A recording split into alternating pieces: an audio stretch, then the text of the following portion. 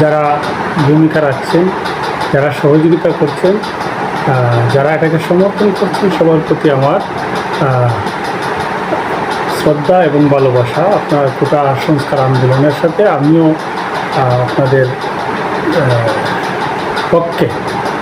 তবে কথা হচ্ছে, আপনারা কোটা আন্দোলন যারা করছেন তারা আসলে কার কাছে এই কোটা সংস্কার চাইছেন?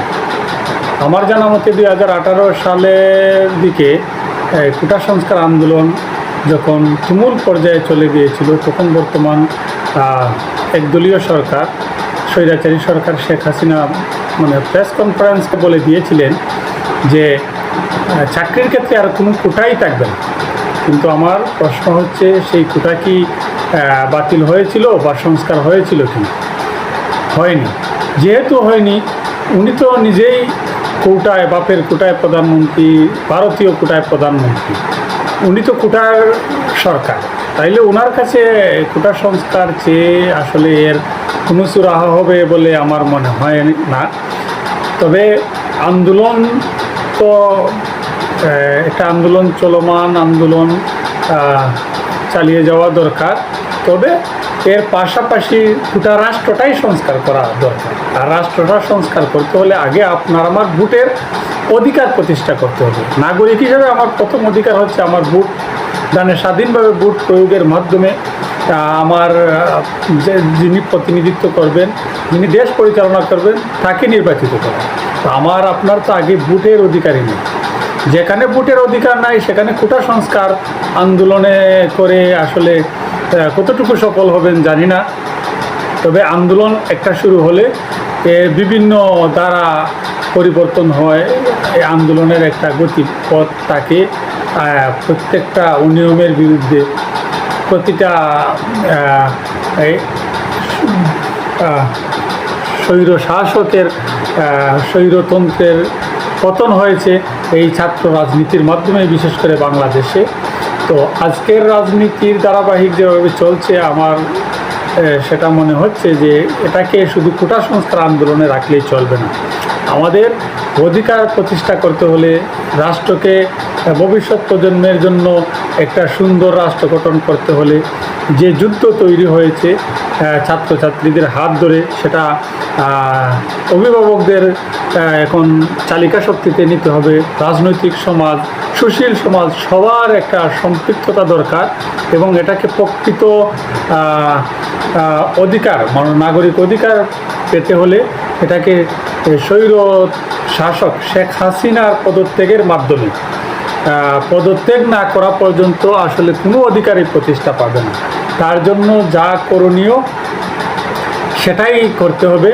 এবং রাষ্ট্র এখন জনগণের মুখোমুখি দাঁড়িয়েছে। রাষ্ট্রের বন্দুক এখন জনগণের বুক বিদ্ধ করছে। প্রেস কনফারেন্সে উনি গতকালকে যে প্রেস কনফারেন্স করেছেন, উনি কারা জানি ছাদ থেকে তাদের কর্মীদের ফেলে দিবে সেটা নিয়ে উনি কথা বলেছেন। উনি কথা বলেননি শহীদ সাঈদকে নিয়ে, যাকে পুলিশ নিরস্ত্রভাবে রাস্তায় একা দাঁড়িয়ে সে বুক পেতে দিয়েছে, তাকে গুলি করে ফেলে দিয়েছে। এই কথা তিনি একবারও মুখে উল্লেখ করেন নাই। 6 জন ছাত্র মারা গেছে, তাদের কারো কথা বলেন নাই। ওরা কার গুলিতে মারা গেছে, কার নির্দেশে মারা গেছে, এদের নিয়ন্ত্রক কে মূলত এদেরকে এইসব নির্দেশনা দিয়ে থাকেন? তো সবগুলা প্রশ্নের জবাব পেতে হলে, এবং আজকের এই আন্দোলন যদি কোনোভাবেই শেষ হয়ে যায়, সেটা স্তব্ধ হয়ে যায়, বা সেই আন্দোলনকে যদি কোটা সংস্কারের কোনো মূলা ঝুলিয়ে সেটাকে এখানে দমিয়ে দেওয়া যায়, তাহলে এর পরিণতি কী হবে? যারা রাজপথে এখন আমি রাজাকার, স্বৈরাচার বলেছে, এই সরকার বলেছে আমি রাজাকার, একথা বলে স্লোগান দিচ্ছেন, যারা হল থেকে বিভিন্ন যেসব হলের নিয়ন্ত্রণ নিয়েছিল, বহিরাগত কিছু এডিক্টেড কিছু সন্ত্রাসীরা হল দখল করেছিল, ভার্সিটির ক্যাম্পাস দখল করে নিয়েছিল, আজকে ছাত্রদের ঐক্যবদ্ধর কারণে এরা হল ত্যাগ করতে বাধ্য হয়েছে, ওরা ক্যাম্পাস ত্যাগ করতে বাধ্য হয়েছে। কিন্তু আমার প্রশ্ন হচ্ছে, যারা বিভিন্নভাবে আন্দোলনের সাথে সম্পৃক্ত, আজকের আন্দোলন যদি দমন হয়ে যায়, আজকে যদি এই আন্দোলনকে নিয়ন্ত্রণ নিয়ে নেয় সরকার, তাহলে এটার সমাধান কি এখানেই শেষ হবে, নাকি এর রেশ যারা আজকে প্রতিবাদী হয়েছে, যারা রাজপথে স্লোগান দিয়েছে, যারা মিছিল করেছে, যারা বিভিন্ন জায়গায় প্রতিরোধ গড়ে তুলেছে, তাদের আসলে ভবিষ্যৎ কি হবে? সেজন্য আমাদেরকে যারা আন্দোলনে আছে, আন্দোলনের বাহিরে যারা গার্জিয়ান আছে, তাদের সবাইকে ভাবতে হবে, এদের নিরাপত্তার কথা চিন্তা করতে হবে, যাতে এর মানে রেশ আবার পুনরায় আবার জন্ম না নেয়। সেজন্য প্রয়োজন রাষ্ট্রটাই সংস্কার। আর এর মূল সমাধান হচ্ছে বর্তমান ফ্যাসিস্ট স্বৈর শাসক শেখ হাসিনার পদত্যাগ। এই পদত্যাগের বাহিরে আসলে কোনো সমাধান নেই।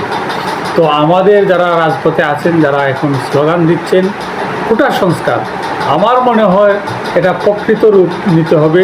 সকল রাজনৈতিক দল, সুশীল সমাজ এবং ছাত্র সমাজকেও ঐক্যবদ্ধ হয়ে সরকার পতনের ডাক দিয়ে এবং শেখ হাসিনাকে পতন করে প্রকৃত বিজয় অর্জন করতে হবে এবং এই দেশে জনগণের সরকার প্রতিষ্ঠা করতে হবে। এর বাহিরে আসলে কোনো সমাধান আছে বলে আমার মনে হয় না।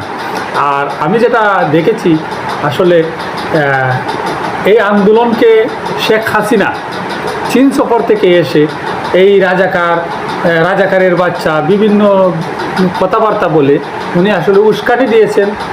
উস্কানি দিয়ে উনি চাচ্ছেন একটা আন্দোলন, কারণ এই আন্দোলনের উনি উস্কানি দেওয়ার মূল কারণ ও বিভিন্ন এই যে আগে দুর্নীতিতে যে বিষয়গুলো উঠেছিল, এই বিভিন্ন প্রশাসনিক লেভেলে বেনজির, তারপরে সচিব, এইসব যারা এই যে আপনার এইসব দুর্নীতি এবং তাদের দীর্ঘদিনের যে মানুষের যে বিভিন্ন প্রতিবাদ আছে, দুর্নীতি, দেশে টাকা পাচার, এইসব দামাচাপা দিতেই মূলত উনি উস্কানি দিয়েছেন, যাতে আন্দোলনটা আরেকটু চাঙ্গা হয় এবং উনি জনগণের সামনে এসে হাসি হাসি মুখে সব কিছু সংস্কার করে দিবেন, এই বলে উনি সব কিছু সমাধান করে দিবেন এবং পিছনের সব অনিয়ম, হত্যা, গুম, সব কিছু এই দুর্নীতি উনি চেপে যাবেন, সেটাই ওনার মূলত প্রকৃত উদ্দেশ্য ছিল। কিন্তু আজকের বাংলাদেশ সে জায়গায় নেই।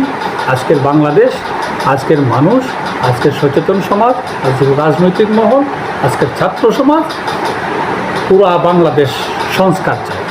সেই জন্য তারা রাজপথ ছাড়ছে না এবং শেখ হাসিনার পদত্যাগের আগে কোনোভাবেই রাজপথ থেকে সরে দাঁড়ানো যাবে না।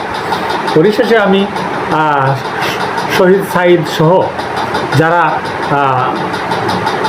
এই আন্দোলনে নিহত হয়েছেন, শহীদ হয়েছেন, তাদের আত্মার মাগফিরাত চাই এবং যারা বিভিন্নভাবে পঙ্গু হয়েছেন, আহত হয়েছেন, তাদের সুচিকিৎসার জন্য একটা মনিটরিং সেল তৈরি করে এদের যাতে সুষ্ঠু চিকিৎসা পায় এবং আন্দোলন যাতে তার গতিপথ না হারায়, সেজন্য অবশ্যই আন্দোলনের একটা সমন্বয়ক এবং বিজ্ঞ সমন্বয়কের প্রয়োজন এবং প্রকৃত বিজয় অর্জন করতে হলে শেখ হাসিনার পদত্যাগের মধ্য দিয়ে এই রাষ্ট্রে গণতন্ত্রের সরকার, একটা নিরপেক্ষ সরকার তৈরি করতে হবে এবং এদের মাধ্যমে প্রকৃতপক্ষে বিগত এই যে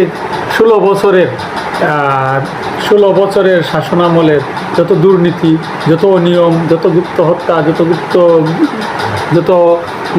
গুম, যত মামলা মোকদ্দমা আপনার যা কিছু আছে, সব কিছু অর্থ পাচারকারী সহ সবার একটা তৃতীয় পক্ষ থেকে অনির্বাচিত আপনার একটা নির্দিষ্ট এবং সুন্দর স্বতন্ত্র বিচার ব্যবস্থার মাধ্যমে, ইনভেস্টিগেশনের মাধ্যমে প্রকৃত তথ্য বেরিয়ে আসুক এবং এর বিচার ব্যবস্থার মাধ্যমে গণতন্ত্রের পূর্ণ ব্যবস্থা করা হোক। সেটাই করলে এদেশে প্রকৃত সমাধান আসবে। এর বাহিরে আসলে কোনো সমাধান নাই। এই সরকারের কাছে কোনো কিছু চাওয়ার নাই, এই সরকারের কোনো কিছু সংস্কার করারও নাই, ওদের সংস্কার করতে হবে। সেটাই হোক আমাদের প্রত্যেকের উজ্জীবিত শক্তি, আমাদের গণতান্ত্রিক শক্তি, আমাদের স্বাধীনতা সপক্ষের শক্তি। ধন্যবাদ সবাইকে।